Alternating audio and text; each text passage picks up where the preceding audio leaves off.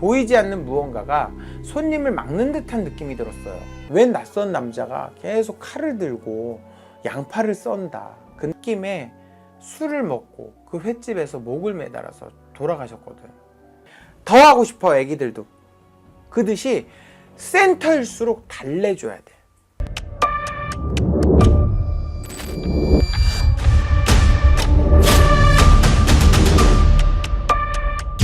안녕하세요. 칼칼한 방송의 칼대령입니다.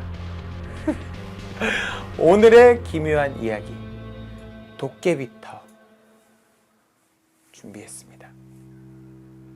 군대를 제대하고 악착같이 돈을 모았습니다.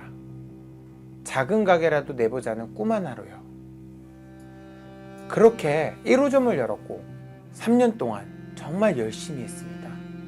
손님들도 많았고 가게도 안정이 되었습니다. 그래서 조금 더 욕심을 내서 2호점을 열었습니다. 더 넓고 더 좋은 자리에서 말이죠. 처음엔 잘 됐습니다. 1호점처럼 손님들이 꾸준히 찾아왔어요. 하루에 매출이 1000만 원을 넘을 때도 많았고 1호점처럼 순조롭게 모든 게 잘 진행되고 있었습니다. 집도 투룸에서 3룸으로 이사하고 다세대 주택에서 아파트로 이사를 하면서 이젠 뭔가 나도 조금씩 내 인생이 차츰차츰 풀리고 있는 걸까? 라는 생각을 했습니다. 친구들과 약속도 잘 잡지 않고 가끔 가게로 놀러오는 친구들은 장사가 잘 되는 저희 가게 체인점을 내고 싶다며 농담 반 진담 반처럼 이야기를 하기도 하였습니다. 매니저를 두고 이젠 내 시간을 가져도 되지 않을까 하며 가끔 친구들과 술 한잔도 하고 여행도 다니며 제 삶을 그려나가고 있었습니다. 그렇게 5개월 정도 지났을까요? 어느 순간부터 손님이 줄어들기 시작했습니다. 점점 뜸해지더니 1호점엔 그래도 손님이 오는데 2호점엔 점점 거의 손님이 없었습니다. 무엇이 문제인지 알고 싶었습니다. 음식 맛이 문제인지. 다시 점검을 하기 시작했어요. 직원들 교육도 철저히 했습니다. 가게 분위기도 바꿔봤죠. 하지만 달라지는 건 없었습니다. 마치 보이지 않는 무언가가 손님을 막는 듯한 느낌이 들었어요. 내가 가게에 소홀해서 그런가 해서 1호점보단 2호점에 더더욱 신경을 쓰면서 지냈는데 매출은 예전만큼 오르지 않았습니다. 그러다 우연히 유튜브를 보다가 장사를 하는데도 터의 기운이 있다는 이야기를 듣게 되었습니다. 전 사실 미신 같은 걸 믿지 않아서 가게 오픈 전부터 크게 풍수지리적인 해설보단 인테리어적으로 접근을 하게 해서 가게를 꾸미고 만들어 나가고 있었습니다. 그러다 문득 이런 생각이 들었습니다. 혹시 이 터에 무언가 문제가 있는 건 아닐까? 단순한 미신일지도 모른다. 하지만 이유를 알 수 없는 이 상황을 설명하려면 다른 시각에서 바라봐야 하지 않을까요?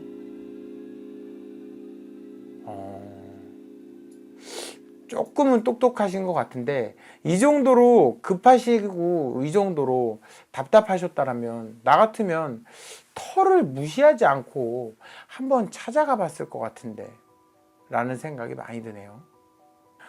터에서 가게에서 한마디로 여러 가지 터가 있어요.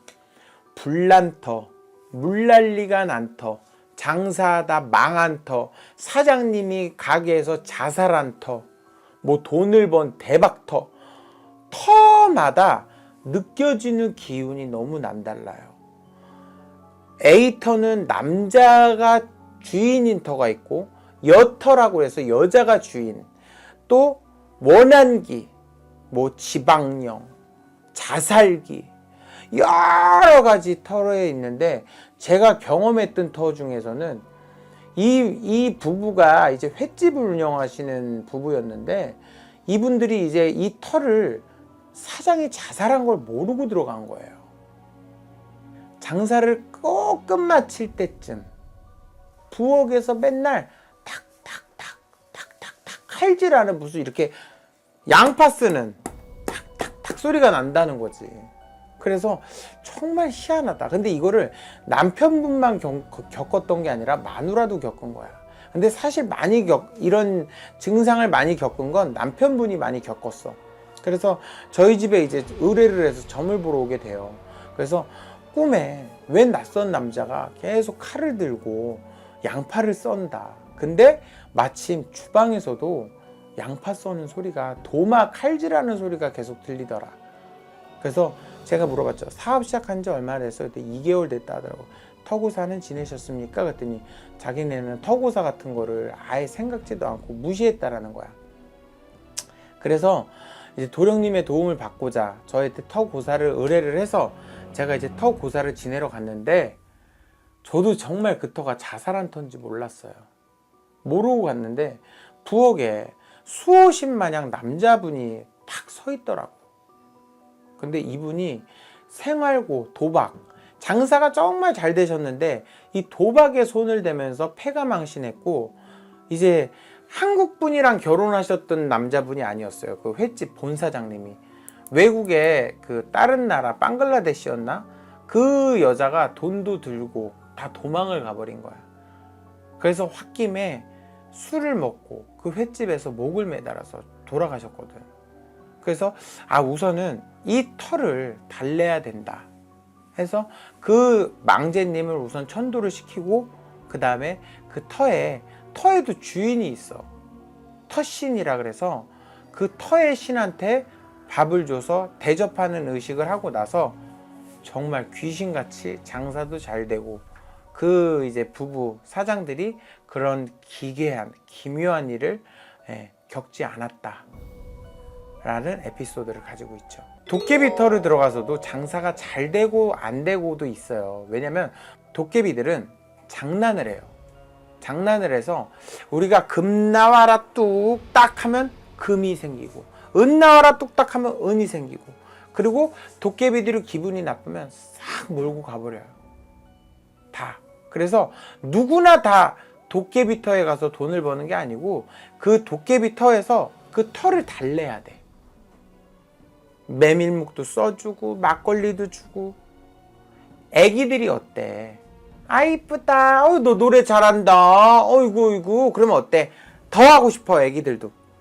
그듯이 센 터일수록 달래줘야 돼.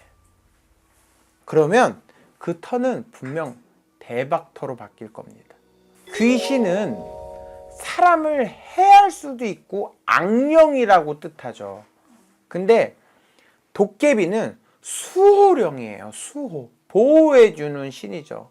그 도깨비가 누구를 해하거나 괴롭히기나 악하게 하는 신은 아니에요.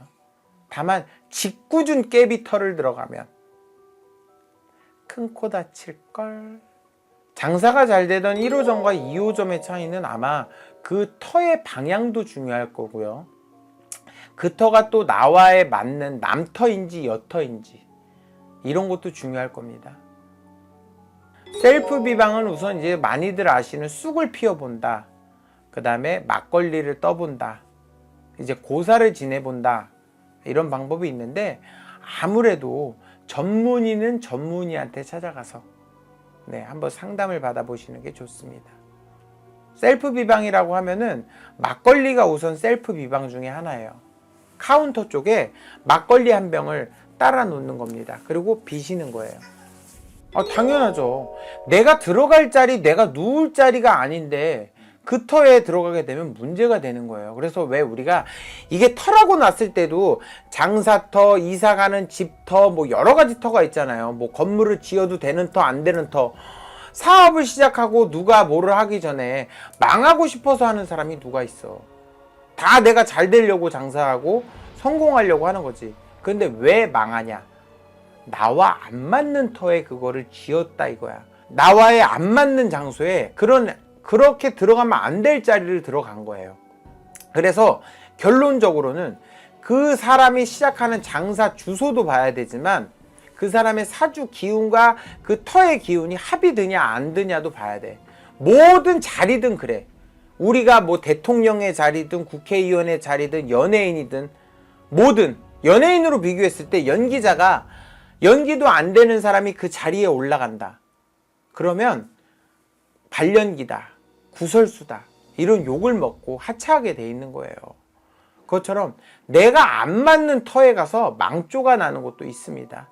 이게 장사터든 집터든 문 앞에서 정면을 바라보게 하셔야죠. 사장 자리를. 네. 문이 이렇게 현관문이 있으면 현관문 방향을 마주보는 자리가 바로 사장 자리가 되어야 돼요. 그래야지만 나쁜 기운이 들어왔을 때 사장이란 명패로 누를 수 있다. 네. 그래서 우리가 이 앞에다가 이름을 해놓잖아요. 대표 누구누구누구. 이런 것처럼 똑같아요. 네, 25년도 을사년 여러분들 경기가 정말 많이 힘들어지고 있습니다. 이런 환경 속에서도 우리 자영업자 여러분들, 장사하시는 분, 사업하시는 분들 모두 다 힘내셨으면 좋겠고, 이제 다 같이 한마음 한뜻으로 이 역경과 고난을 한번 다 같이 이겨나가서 25년도 행복하셨으면 좋겠습니다.